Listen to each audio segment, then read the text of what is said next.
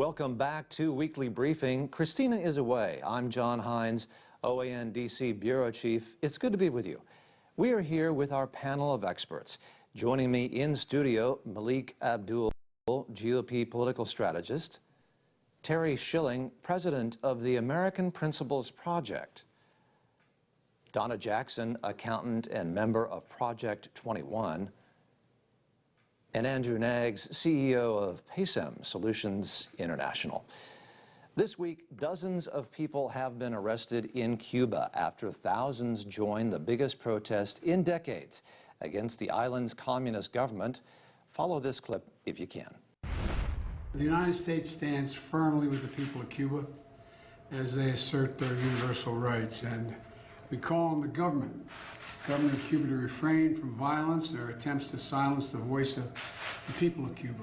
At the same time, Cuban President Miguel Diaz-Canel attacked what he called Washington's hypocrisy for expressing concern when it was fueling the crisis in Cuba with its trade embargo. Is it not very hypocritical and cynical that you block me and you want to present yourself as the big savior? Lift the blockade and then we'll see what Cubans are capable of.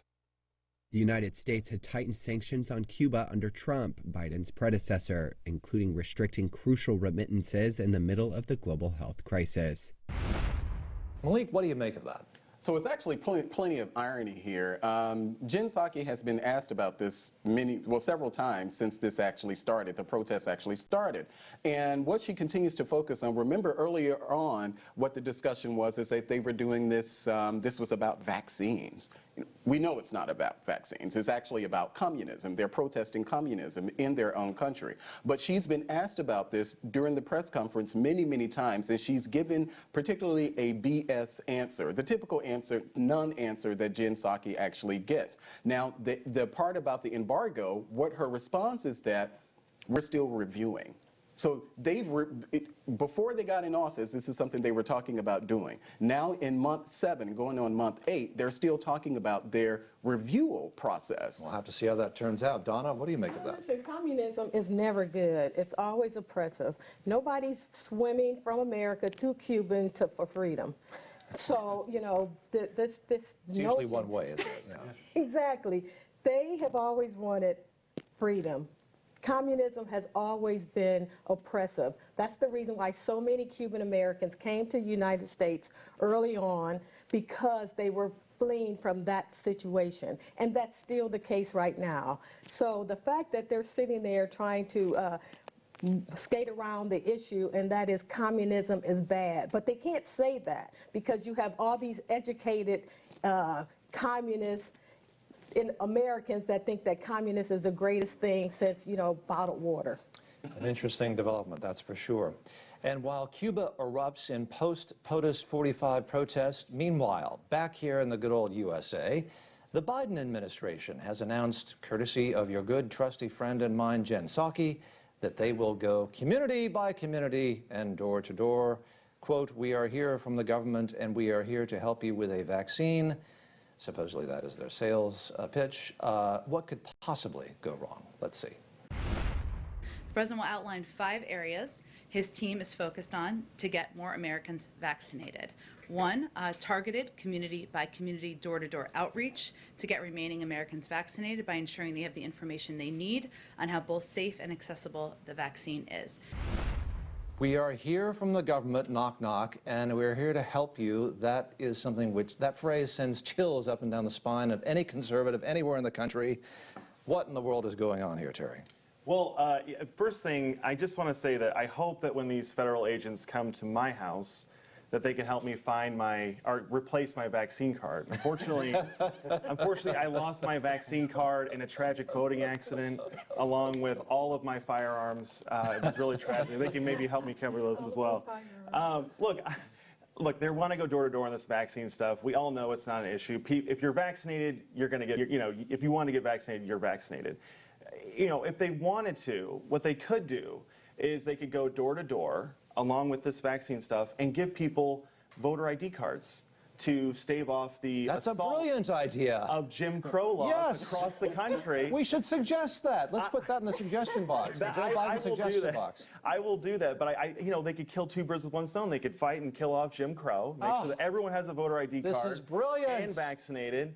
And, I do hope they help me get a new vaccine card, because it's Andrew, not what could be better than that? Going door to door, saying, are you vaccinated, and can we give you a voter ID card? Well, I think that's a great idea. Here's the thing. Look, there's no way that I have no confidence that the administration is going to be able to mount this incredible effort to go door to door. What we need to be paying attention to is that if this were to be the case, this door-to-door effort has to be woven into a fabric of a database. I believe that what is really at issue here, this is the camel's nose under the tent. It is the thing that will draw the most attention, draw the most fire, but it has to be bundled with a database, a national database. That is the thing. That is, and the point being here, and especially Donna. The point here being that as we proceed, don't be surprised if the Biden administration miraculously acquiesces and gets rid of the door-to-door piece, but the funding and the effort to establish the database remains, and that is truly what is the objective here. They just want to keep track of you, and it's for your safety, of course. The other bit of news, Haiti. 5 more suspects have been identified in the assassination of the Haitian president, including multiple government officials. Meanwhile, our Secretary of State, Antony Blinken, assures us all that the State Department and the Biden administration are on the case. Take a look at this.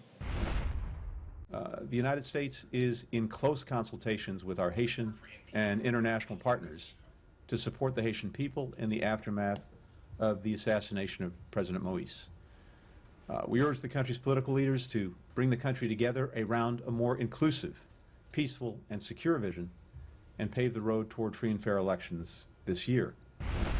After seeing that, I'm reminded of the phrase, once more with feeling. I don't know why. It just didn't really seem to it does be not exactly convey confidence. Here's the thing. Blinken is what he is. But the truth is, this administration has inherited several years of a lack of a coherent policy with respect to Haiti.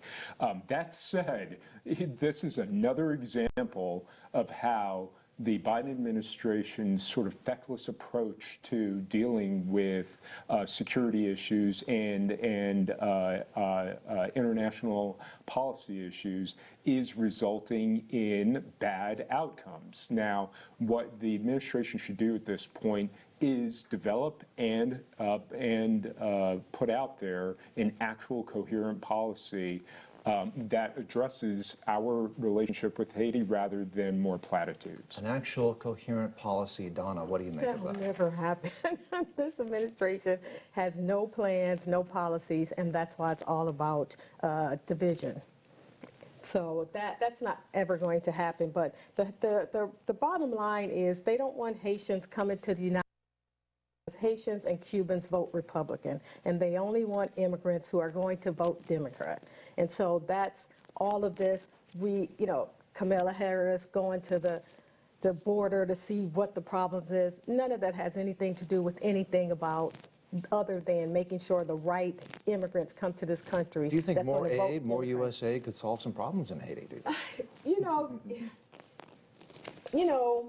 We only sent $13 billion down there in the last 10 years, so, what's an extra billion or two? Why? I mean, you're just making more corrupt politicians richer. That's the bottom line, and it's always going to be that. So, this notion of they're monitoring, they don't care. They care about voters and Jim Crow, supposedly. But you know what? If you want to talk about Jim Crow, look at what Biden said for the extent of his stay in the Senate. There's a lot of Jim Crow statements there. He has a very, very long record. You are absolutely right. You're very, very, very correct there.